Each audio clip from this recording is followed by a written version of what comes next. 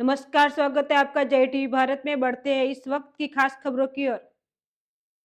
GCCI ने साल 2026-27 के लिए अपनी एनुअल जनरल मीटिंग एजीएम और नए चुने गए ऑफर्स बेयर्स का इनॉग्रेशन सेरेमनी की।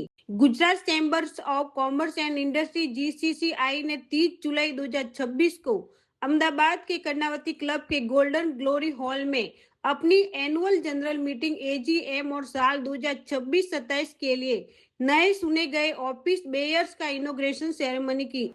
જીસીસીઆઈ અત્યારે લીડિંગ એસોસિએશન તરીકે અથવા તો મહાજન તરીકે ચાલી રહ્યું છે અને અમારો એનો ઉદ્દેશ એક જ છે કે ટ્રસ્ટવર્ધી અને ક્રેડિબિલિટી વધારે ને વધારે આ સંસ્થામાં માટે ઊભી થાય અને અમે મેમ્બરો માટે ગવર્મેન્ટ જોડે રહી અને સારી નીતિઓ બનાવી શકીએ, ગવર્મેન્ટને અમે ગાઈડન્સ આપી શકીએ કે ભાઈ આવી નીતિઓથી મેમ્બર્સને લાભ થશે।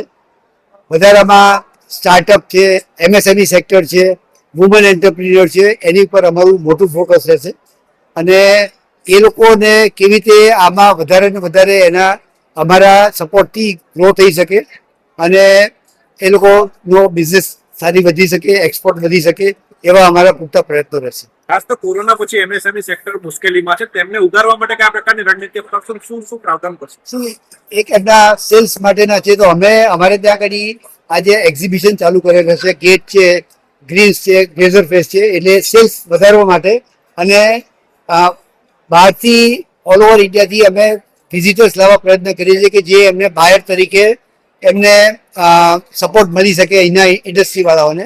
એટલે એક અમારો મોટો પ્રયત્ન એ રહેશે। એ લોકોના ગવર્મેન્ટ જોડેના જીઆઈડીસી છે કે અન્ય જીએસટીના કે એવા પ્રશ્નો હોય એને માટે બી આજે બી અમે ચીફ મિનિસ્ટર સાથે મીટિંગ કરી હતી અને એમને ખૂબ જ અમને સહકાર આપવાનું અમને એશ્યોરન્સ આપેલું છે। તો એક વધારામાં એ બી એક પાસું છે કે જેનાથી એમના પ્રોબ્લેમ ઓછા થઈ શકે।